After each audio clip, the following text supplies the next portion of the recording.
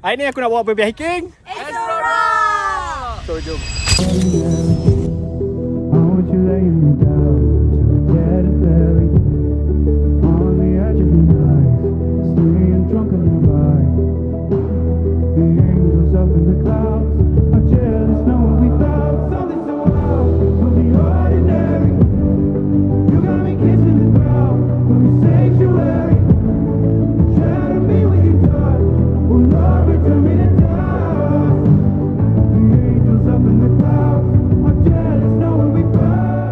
Selamat pagi. Hari ni pukul 9.24. Hari ni first time aku nak bawa Ambo pergi Explora dengan Papa Fat.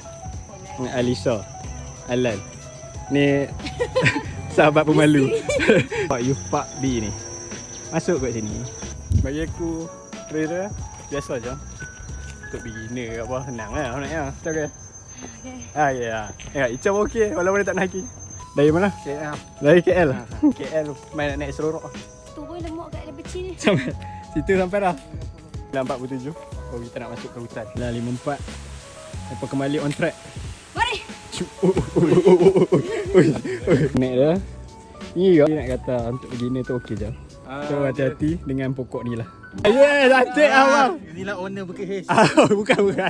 Follow saya tak? Follow. Ya, terima kasih. Kita nak ikut rabbit tu. Last naik macam ni. Dengan Alan masih okey. Saya dapat rekod tadi, ni jadi cabang ni. Dia dah cakap lah, dia nak pegang. Sakit bang. 10.23 dah sampai dah kat atas. So selama 1 jam 6 minit tayar. Sebelah 15 kami nak turun lah 4 minit sampai ke Kaitau. Kita tengok berapa kilo kita naik dan turun. So 12.30 dah sampai dah kat Kaitau. Jauh 4.2 km kak. So kalau hamba nak tahu macam mana nak pergi ke Explora ni, cuba hamba komen kat bawah. Nanti aku buat video satu lagi khas untuk tunjuk jalan. Tanya feedback senang ke tak? Ni, senang sangat. Senang sangat kan? Senang sangat. Alam punya senang. Apa senang kan senang? Okay lah. Ni? Senang tak? Senang. Simple, easy je. Ni abang lari je. Abang senang kat abang. Abang cakap abang.